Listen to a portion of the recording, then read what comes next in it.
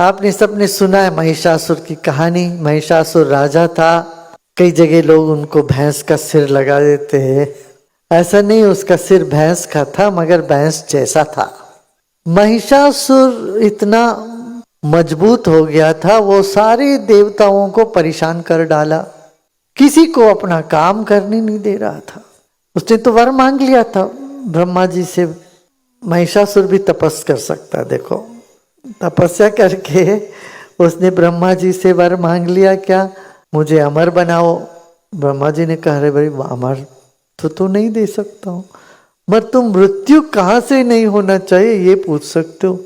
तुम चुन सकते हो तुम्हें मृत्यु कहाँ से होना चाहिए नहीं होना चाहिए। तो थोड़ा मंद बुद्धि तो होते ही हैं असुर। तो उन्होंने पूरा पट्टी बना ली, मुझे बूढ़े से युवा से किसी से मुझे मृत्यु नहीं चाहिए, राजा से नहीं चाहिए, और जल में थल में गगन में इधर उधर सब पूरा लिस्ट बना लिया। मगर उसमें महिला को छोड़ दिया उसने।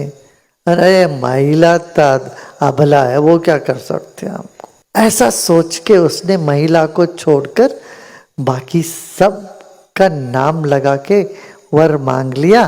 ब्रह्मा जी ने भी तथास्तु कर दी। फिर समस्या खड़ी हो गई। जब समस्या खड़ी हो, देखो यहाँ पर गूढ़ार्थ क्या है। महिष माने क्या, आलस्य। आलस्य ऐसा जकड़ लेता है, तुम्हारे भीतर जो अच्छे गुण है उन सबको भी दबा देता है। तुम्हारे भीतर जितना सृजनात्मकता है वो भी दब जाता है। तुम्हारे भीतर जो अच्छा करने का मन है वो भी दब जाता है। सब कुछ को दबाने वाली कोई चीज होती तो वो आलस्य है, जड़ता है। घोर जड़ता पकड़ ले किसी भी विज्ञानी को, इतना अच्छा बुद्धि होते हुए वो कुछ नहीं करता।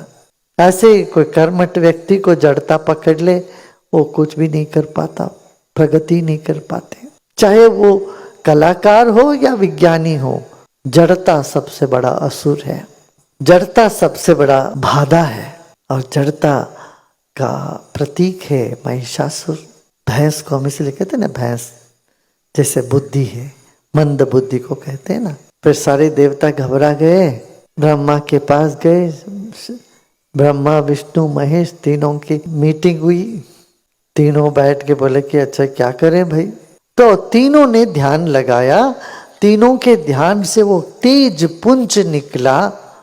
उस तेज पुंज ने एक स्त्री का रूप लिया, और उस रूप को सब देवता ने अपने अपने अस्त्र दी, अपने अपने गुण प्रदान की। तो वो एक संपूर्ण शक्ति बन के निकली।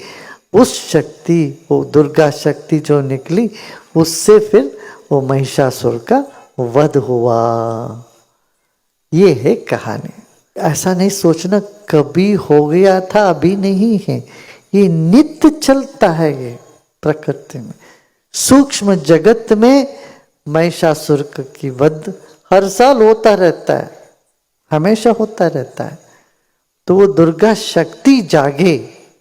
ब्रह्मा विष्णु महेश तीनों शक्ति से दुर्गा शक्ति। तो तीनों शक्ति मिले तो क्या हो जाता है, ब्रह्मा विष्णु महेश मिले तो गुरु शक्ति। गुरु शक्ति से जो प्रकट होता है वो शक्ति दुर्गा शक्ति है।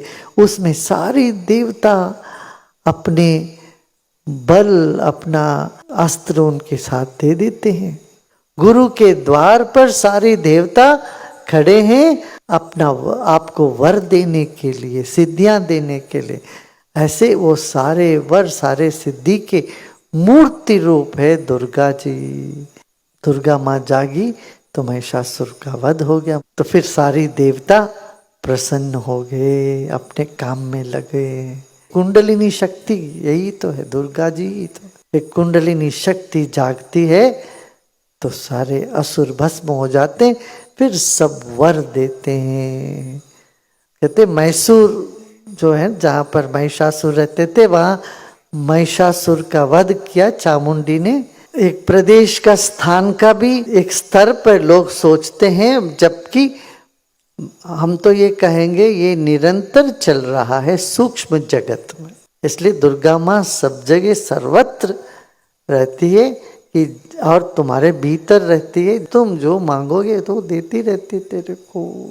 देवताओं को पूछी माँ ने, देवी पूछती आपको क्या चाहिए?